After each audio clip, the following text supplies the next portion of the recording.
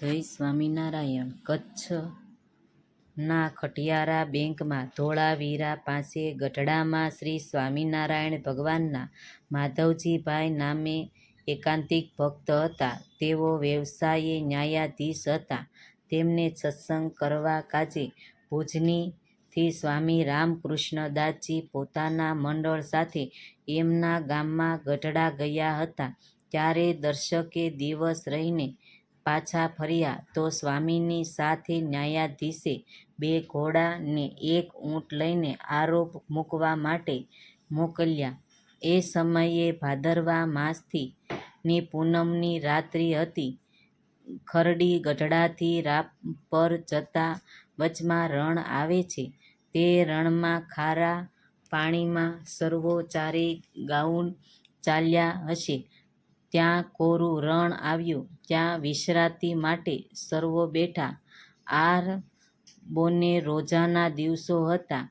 તે તરસ ખૂબ જ લાગે હતી. પાણી પીધા વિના ચાલ્યા તેમ ન હતું. પાણી પણ નજીકમાં ક્યાંય મળે તેમ પણ ન હતું. એ સમયે સદ્ગુરુ રામકૃષ્ણ સ્વામીએ સર્વોને ભગવાનની ધૂન કરવા કહ્યું. ભગવાન શરૂ મદદ કરશે. સર્વો તો સ્વામીની આજ્ઞાએ પ્રભુ શ્રી હરિને સંભાળીને ધૂન ભજન કરવા લાગ્યા. ત્યાં તો એ વખતે એક ભરવાડ બધા ભજન કરતા હતા. ત્યાં આવ્યો ને કહે, ક્યાંથી આવો છો ને ક્યાં જવાના?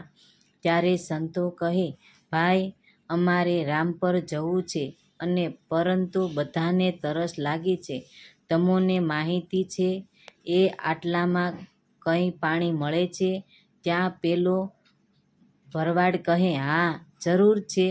સામે એક મીઠા પાણીનો વીરડો છે.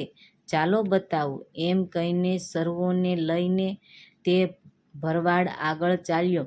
થોડી વારે વીરડા પાસે સર્વો આવ્યા ને સર્વો સંતો ને આરબોએ ધરાઈને મીઠું ટોપરા જેવું પાણી પીધું ને ટીમણી પણ કર્યું ને સર્વોએ હાશકારો અનુભવ્યો. પછી તો સર્વોની રજા લઈને પેલો ભરવાડ તો રાતના અંધારામાં ચાલતો થઈ ગયો.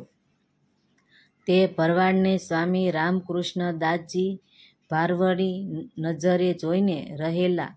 તેની પાછળ તેજની પ્રભા વેરાતી હતી.